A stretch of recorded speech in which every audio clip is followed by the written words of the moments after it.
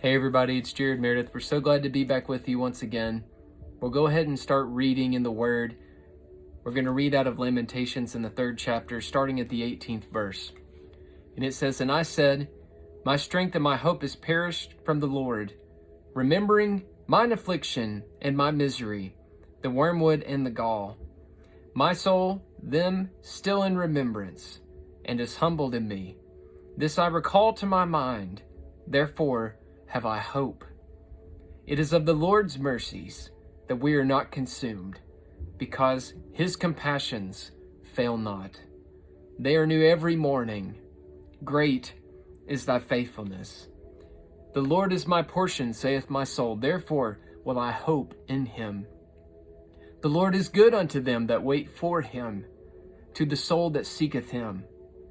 It is good that a man should both hope and quietly wait for the salvation of the Lord." Jeremiah did not prescribe positive thinking for this deep affliction. He actually felt it useful to remember it, to understand it for what it was, and to not pretend it wasn't there. I think it's really easy for us to try and block out every bad thing that comes to pass or comes our way, because it invokes this feeling of not being in control of the thing that happened to us in a circumstance that really brought us down. And our natural human reflex is to look back on things and not want to put it in our remembrance. But I find that in this message of lament, that there is triumph amidst the tears, and that in the midst of despair, that there was a message of delight. We read in these words where it says, "This I recall to my mind, therefore I have hope." What we're really talking about there is put into perspective where you've been and where you have come to, and be thankful for the things that God has brought you through.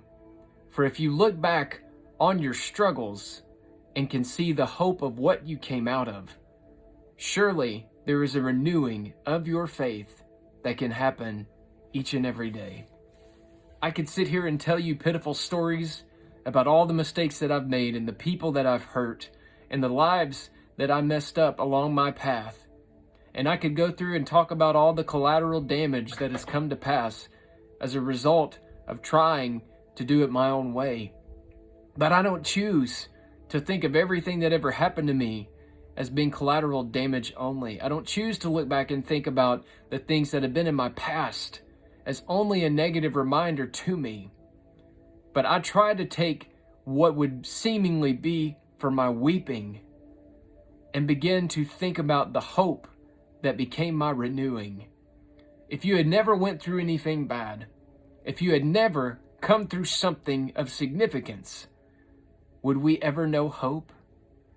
If we had never not had a moment where we would have to look for something that we had not yet seen, received, or achieved, would we realize what hope really is?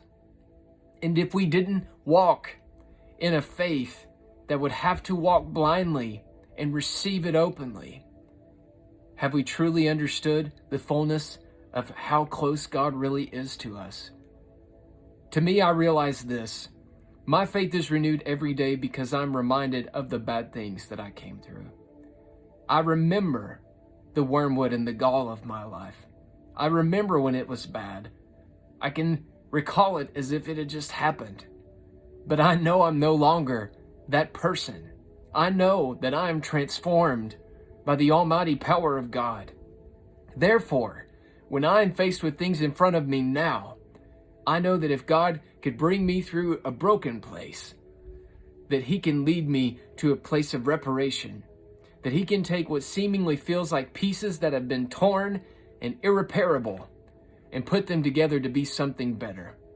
If I had not believed that, I would have given up on my life, seeming to know that there was no hope for me to live any further than I had lived it. But God saw past my faults. God saw past my struggle. God saw past my problems and saw something bigger in me than I ever saw. And before I ever knew him, before I ever failed in my first failure, God already created me to realize and achieve this part of my life through Christ. I wouldn't change anything about everything that I've been through. I wish that I could take back the hurt and the impact that it had on others. But if I had truly not had the experience of knowing the sin and the life that I came from, I would not appreciate so great of salvation that I have today. If I didn't feel what it felt like to truly be lonely and broken and torn, then I would surely not know today just how loved that I truly am. Those of you out there may be feeling broken in your physical body. You may feel sick today. But I want to remind you that even though your body is trying to work against you, that God is trying to work for you. And I would have for you to recall to a time in your life where things could have been worse. I would recall to you that if you compared it to those who have suffered greater than you, that there are moments to be thankful for things not being worse than they are. And if we cannot have an appreciation each and every day and be renewed for the hope that we have in being thankful, I can tell you this, it is near to impossible to walk in faith. Without a renewed hope every day, you miss on the backbone and the foundation of what builds your faith. I hope, therefore I believe. I believe, therefore I can receive in faith that which I have not yet attained. I know that there are those that I am praying for today that do not know God, but I am hoping that they will know God. And as I hope that they will know God, I take into action my belief and pray in faith that they will find God. But if I never hoped and I never renewed myself daily, I would only live in the weeping. But what God is saying, don't just live in the weeping. Live through the weeping and live out of the struggle and find your triumph of hope again. Look at where you've been and ask yourself, is it truly worse today than it was where I was when I did not know God? And surely we all have had our own significant journeys to make, but there's none of us that could deny that without salvation, we would surely be in a worse place than we are today. There's going to be financial toils in life. You're going to face struggles in your home.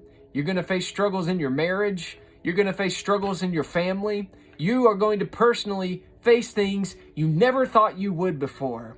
And there will be that season of weeping. And what I'm trying to preach to you right now is do not discard the weeping. Do not let go of the memories that remind you of what you are not proud of in your life. For if you try to neglect remembering where you came from, you are neglecting and choking out the spirit of hope in your life to be faithful for a brighter tomorrow. I remind myself every day that I was a broken, drug-addicted mess with no hope and bound for hell. But I am now reminded each and every day that I am now a blood-bought, redeemed, spirit-filled, led by His presence, child of God. I feel the Lord.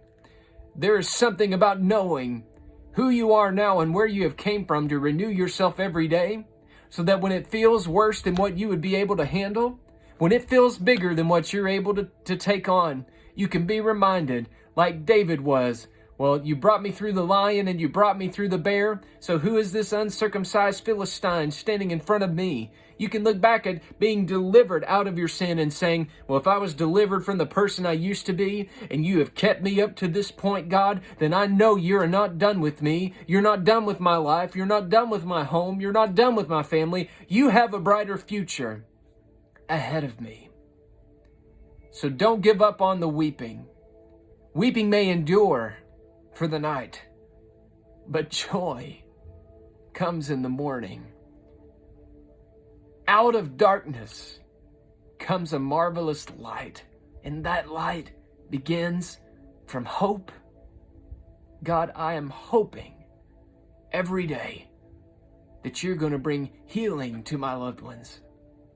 I am hoping every day that you are going to hold my family together.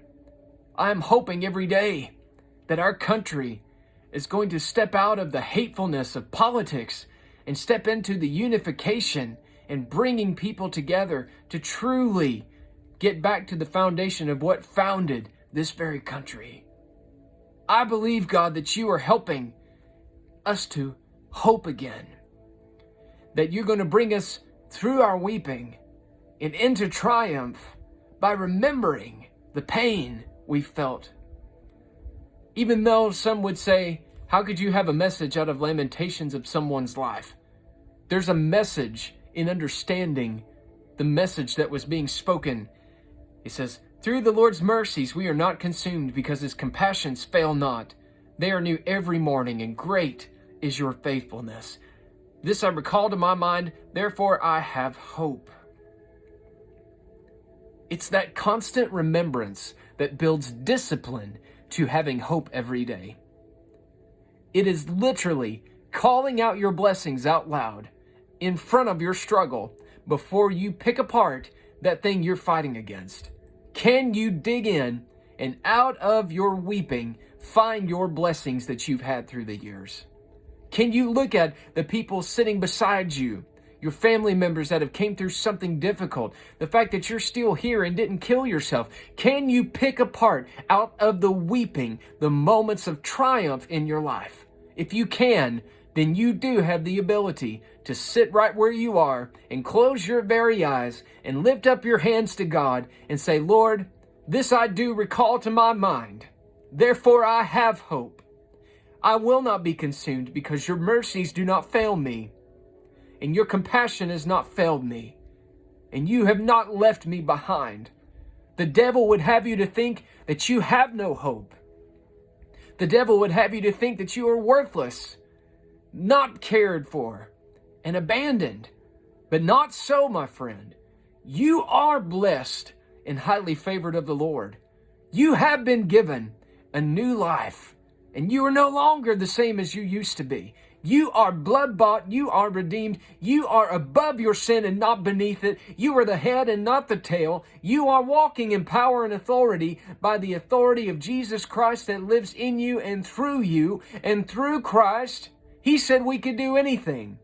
The Word said if we sought him first, all these other things we would fight for would be added unto us. We don't have to try to go get it for ourselves. We don't have to go buy it off the shelf. We don't have to try and find fulfillment in some other means. We already have it.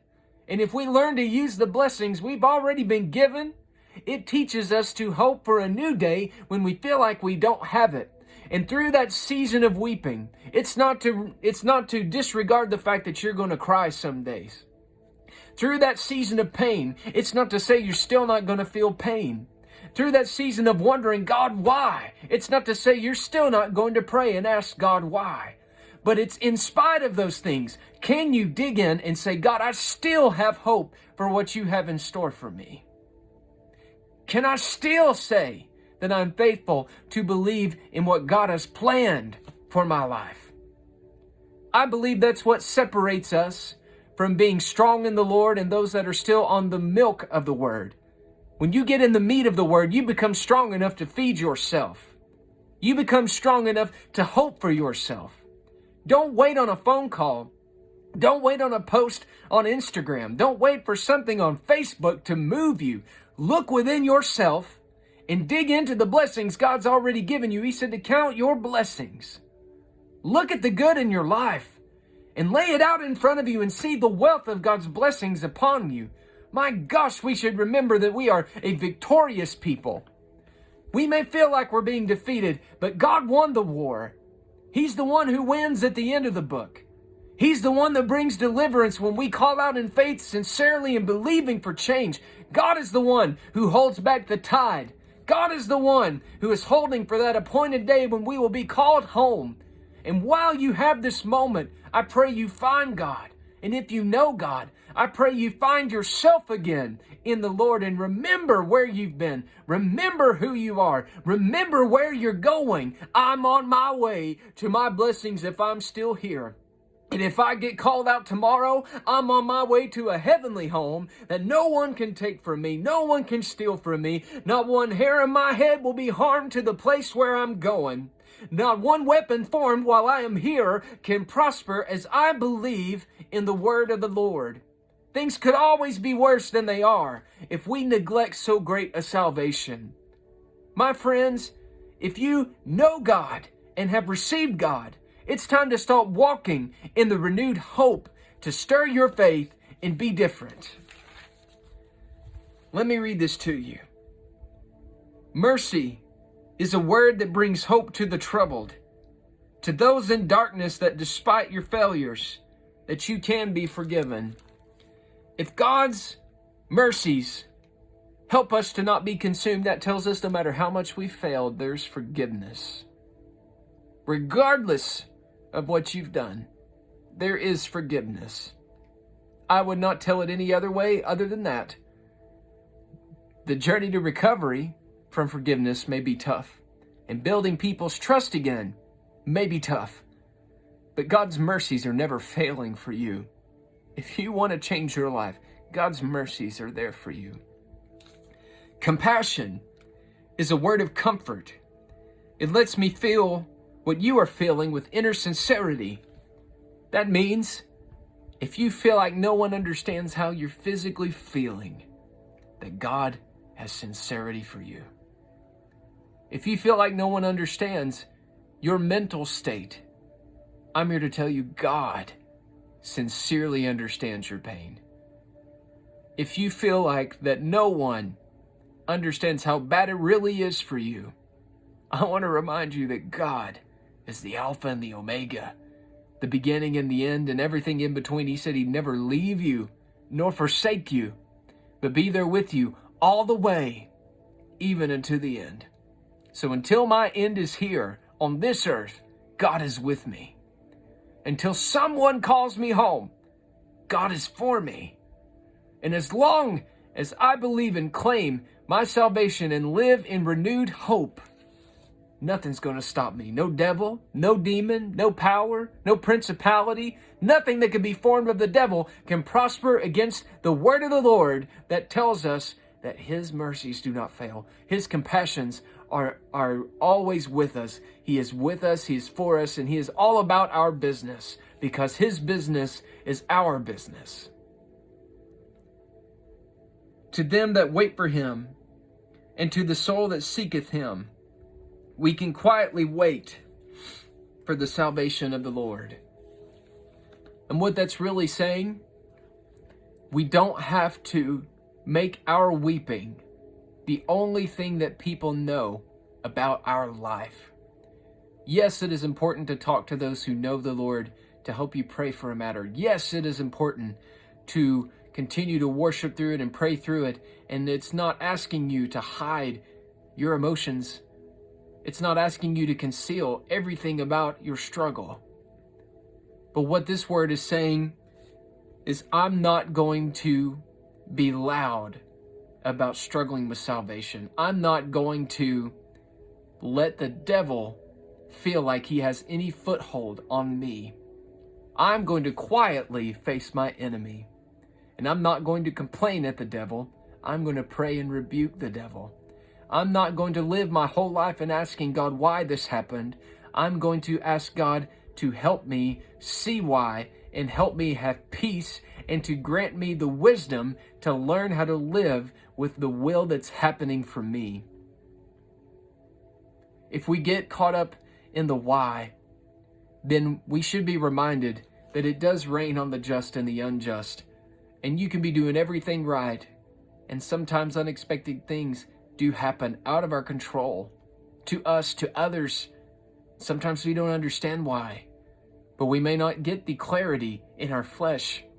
We have to have God to lead us to understand that. But friends, without hope, our faith will waver. Without hope, our ability to love people over time will wane.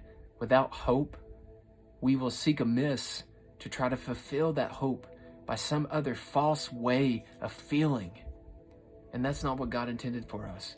He gave us the greatest gift of salvation so that we could be renewed creatures, that we could overcome our flesh and rebuke temptation and be stronger and made perfect. And what that means is to be mature. We were meant to be mature Christians with the ability to hope for ourselves and the ability to show compassion to others, the same that was shown to us. Find the good out of your pain. Find the good out of your weeping. For if you do not, you shall lack hope. But hope is renewed daily. By what? By the love of God that is shed abroad in our hearts. Without that relationship in your life, you will struggle to hope. If you struggle to hope, you will struggle to be faithful. And if you're struggling to be faithful, don't be expecting great transformation if you're not approaching in faith. I hope this has been good teaching for you. And I pray, above all, that you remind yourself that in your season of pain, there are good things to be counted and missed from it. Even though your flesh would tell you to only complain, to only count the negative, God's telling you, count the positive, because it's the power of what renews your daily charge of hope. I close on this. This thing that I wear, it's electronic, and it can't run all the time on its own. I've got to plug it up and charge it. My ability to put this on a charger is my faith to believe.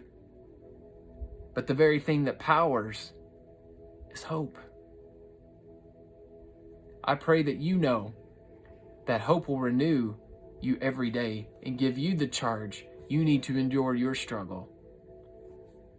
But you've got to put it on the charger, right? Faith is how you step out through your hope to connect with God and say, God, I don't see it. I don't feel it. I don't understand it. But I know you're real. God, in my weeping, help me to find the good. In my pain, help me to find the things that are not happening to me so that I can count my blessings. And you may not feel like you've got anything to count at all, but if you're still here, and if you're of sound mind, and you have the ability to take care of yourself, if you are able to take care of your home, if you're able to not be homeless, if you're able to take care of things around you or your family members, my friend, you have reasons to be counting something good in your life. If you're judgmental and critical about everything you do, it will be terrible to try and hope for anything. Find the good that God already said that you are. You're a new creature. You're distinct from the world. You're no longer amongst the world. You have come out of the world and are something better. You're something beautiful. You are something called and gifted and blessed. God, I pray right now, let your blessings be upon this word. Let you remind people right now that hope matters, that we should find our hope again, find our hope out of weeping, find our hope out of pain, and receive of your word that we can be renewed each and every day that we live. God bless you. We welcome your comments. Continue to follow along this ministry. We pray this is a blessing.